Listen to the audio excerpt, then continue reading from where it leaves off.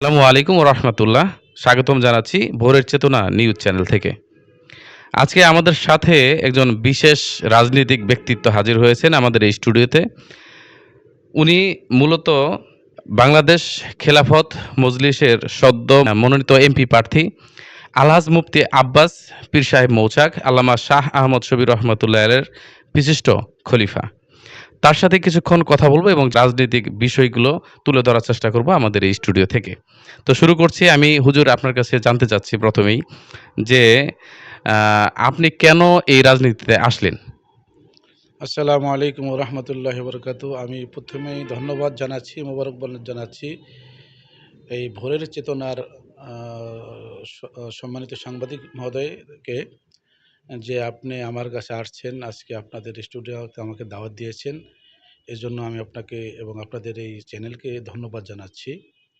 আপনার প্রশ্ন যে কেন আমি রাজনীতিতে আসলাম, আসলে মূলত রাজনীতি তো বিষয় না, বিষয়টা হলো এই দেশের নিপীড়িত নির্যাতিত মানুষদেরকে কিভাবে নির্যাতন এবং নিপীড়ন থেকে পরিত্রাণ দেওয়া যায়, এই চেষ্টার জন্য আমাদের পূর্বপুরুষ যারা ছিলেন, যেমন আমার শেখ ও মুর্শিদ আল্লামা শাহ আহমদ শফি রহমতুল্লাহ আলাই, তার শেখ হোসেন আহমদ মাদানী, যিনি ভারতের সর্ববৃহৎ দলের যিনি সভাপতি ছিলেন, ইংরাজ খেদাও আন্দোলনের যিনি অগ্রনায়ক ছিলেন, আমাদের পূর্বপুরুষ থেকে পাওয়া আমাদের এই সম্পদ।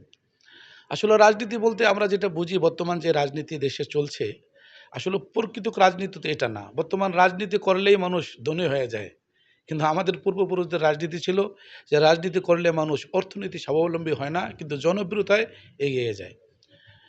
যেটা আমার শেখ ও মুর্শিদের ব্যাপারে আপনারা দেখেছেন, সারা দেশের সমস্ত মানুষ ধর্মবর্ণ সকলেই যাকে শ্রদ্ধার আসনে বসিয়েছিলেন, যিনি হেফাজত ইসলামের প্রতিষ্ঠাতা সভাপতি ছিলেন আল্লামা শাহ আহমদ শফি। এরপরে আমি যেই দলের আজকে মনোনয়ন পেয়েছি, আমার বর্তমান দলের চেয়ারম্যান যিনি আল্লামা মামুনুল হক, আপনারা জানেন বাংলাদেশ খেলাফত মজলিসের সভাপতি, তিনি হাজারো লক্ষ মানুষের যিনি রাজনৈতিক আইডল হিসাবে আত্মপ্রকাশ পেয়েছেন ইতিমধ্যে, যাকে মানুষ রাজনীতির দর্শন হিসাবে মনে করে, যাকে স্বপ্নে মানুষ দেখে, তার স্বপ্ন চেতনা, তার চিন্তা চেতনা, তার এই দেশ নিয়ে ফিকির করা, এটা সারা বিশ্বের মধ্যে এখন মানুষ এটাকে নিয়ে ভাবছে। তা আমি সেই দলের একটি সামান্য একজন নগণ্য, আমার আমার নেতা, আমার চেয়ারম্যান, তিনি ভালো মনে করেছেন বিধায় আমাকে এখানে মনোনয়ন দিয়েছেন। মূলত আমি বাংলাদেশ খেলাফত মজলিস কালিয়াকৈর উপজেলার সভাপতি হিসাবে আছি।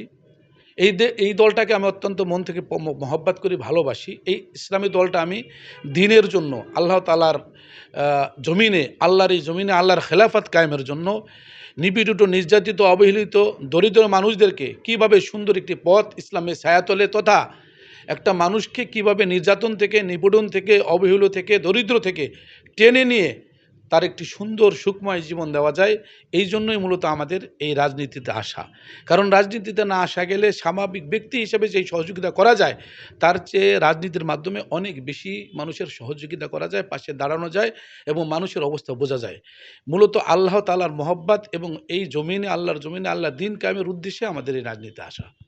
আচ্ছা, খুব সুন্দরভাবে আপনি বুঝিয়ে দিয়েছেন আসলে আপনি কি করতে চাচ্ছেন। বাট আমি আরেকটা কথা জানতে চাচ্ছি হুজুর, আপনার এলাকায় গাজীপুর ১ আসন থেকে তা আপনি মনোনীত। আপনার এলাকায় অনেকগুলো সমস্যা, সারা দেশেই জর্জরিত অনেক সমস্যা। তার মধ্যে রাস্তাঘাট, স্বাস্থ্যসেবা, তারপর বেকারত্ব। আপনি যদি নির্বাচিত হন, আপনি সর্বপ্রথম কোন ভূমিকাটা পালন করতে চাচ্ছেন? আপনি অবশ্যই দেখেছেন যে আমাদের গাজীপুর, এটা গাজীপুর, পুরা গাজীপুরেই একটি শিল্প কবলিত এলাকা, বিশেষ করে গাজীপুর ১ আসন, কালিয়াকৈর, এরপরে কোনাবাড়ি, কাশিমপুর, বাসনসহ প্রত্যেকটা জায়গায় ফ্যাক্টরি, আপনারা জানেন। এই ফ্যাক্টরির মধ্যে বেশিরভাগ শ্রমিক আছে। আমার মনে হয় যদি ফ্যাক্টরিগুলো সুন্দরভাবে পরিচালিত হতে পারে, প্রত্যেকটা ফ্যাক্টরি যদি পূর্ণাঙ্গভাবে চালু হয়, আমার মনে হয় যে শ্রমিকদের চাহিদা আরও অনেক বাড়বে। তো ফ্যাক্টরিগুলো চালু না হওয়ার অনেকগুলো কারণ, আমার কাছে এর মধ্যে অনেকগুলো কারণের মধ্যে সবচেয়ে বড় কারণ মনে হয়েছে যে বর্তমান সরকার বা বিগত যে দিনে যারা ছিলেন, তারা এই ফ্যাক্টরির মালিক শ্রমিকদের উপরে নির্যাতন নিপীড়ন করত। বর্তমান সরকার নির্যাতন নিপীড়ন না করলেও সহযোগিতা করতে পারতেছে না। তো আমাদের সরকার, তথা আমি যদি ক্ষমতায় আল্লাহ আমাকে আনে, আমি যদি এমপি হই, প্রথমে আমি ফ্যাক্টরিগুলো কীভাবে চালু করা যায়, এর জন্য জাতীয় সংসদে এবং ফ্যাক্টরির মালিকদেরকে নিয়ে বসে কি কি সমস্যার কারণে তারা চালু করতে পারতেছে না, এই বিষয়কে নিয়ে আমি আগাবো। আর শ্রমিকদের সাথে মালিকদের যেই মানে দূরত্ব, অর্থাৎ শ্রমিকরা তাদের ন্যায্য মূল্য পায় না, ঈদের সময় তারা বেতন পায় না, বোনাস পায় না, যে কারণে অনেকগুলো গার্মেন্টস ফ্যাক্টরি দেখছি ভাঙচুর হয়েছে। আমি প্রথমেই শ্রমিকদের ন্যায্য হক আদায়ের জন্য মালিকদের সাথে দ্বিপাক্ষিক বৈঠক করে সকলের সহযোগিতায় কীভাবে শ্রম বান্ধব এলাকা বানানো যায় সেই ব্যাপারে আমি সর্বোচ্চ পদক্ষেপ রাখবো ইনশাল্লাহ। আচ্ছা, আমাদের শেষ আরেকটি কথা আছে যে প্রতিশ্রুতি তো সবাই দিয়ে থাকে। মানে আপনিও প্রতিশ্রুতি দিচ্ছেন, বাট এই প্রতিশ্রুতি ওনারাও দিয়ে থাকে, আপনারাও দিচ্ছেন। কিন্তু আপনাকে মানুষ কেন ভোট দিবে? মানে প্রতিশ্রুতি তো সবাই দেয়। আপনি তা যে পূরণ করবেন এরকম কোনো কিভাবে বিশ্বাস করতে পারে জনগণ? এটা আপনি দেখবেন যে যাদের বড় স্বপ্ন বা চাহিদা থাকে, যারা বেগমপাড়ায় বাড়ি করার, যাদের লন্ডনে স্ত্রী সন্তান রাখতে হবে, যাদের কানাডায় বাড়ি করতে হবে, তারা স্বপ্ন দেখে জনগণ থেকে টাকা আত্মসাৎ করে বিদেশে পাঠিয়ে দেয়। আপনি দেখবেন বাংলাদেশে যতজন আলেম সংসদ সদস্য ছিল বিগত দিনে, আপনি একজন সংসদ সদস্যেরও, আলেম সংসদ সদস্যর, এমপি সাহেবদের আপনি ৳1 দুর্নীতি পাপ পেয়েছেন এটা আমরা জানি না, এটা নাই। আপনি করবেন। আর আমারও স্বপ্ন, আপনি জানেন আমি গরিব মানুষ, আমি গরিবভাবে চলাফেরা করি। আমি রাস্তায় যখন দেখি রিক্সা থেকে চাঁদা তোলে, ফলপট্টি থেকে চাঁদা তোলে, আমার কাছে খুব খারাপ লাগে। আমি সাথে সাথে ডেকে বলি। তো আমি যেহেতু এটা আমি নিজে ভুক্তভোগী আমি জানি, সেহেতু আমি আশা করি আমরা কখনো ওয়াদা খেলাপ করিনি, আমাদের ইতিহাসে নাই, এবং সামনে আশা করি আমরা ওয়াদা খেলাপ করব না ইনশাল্লাহ।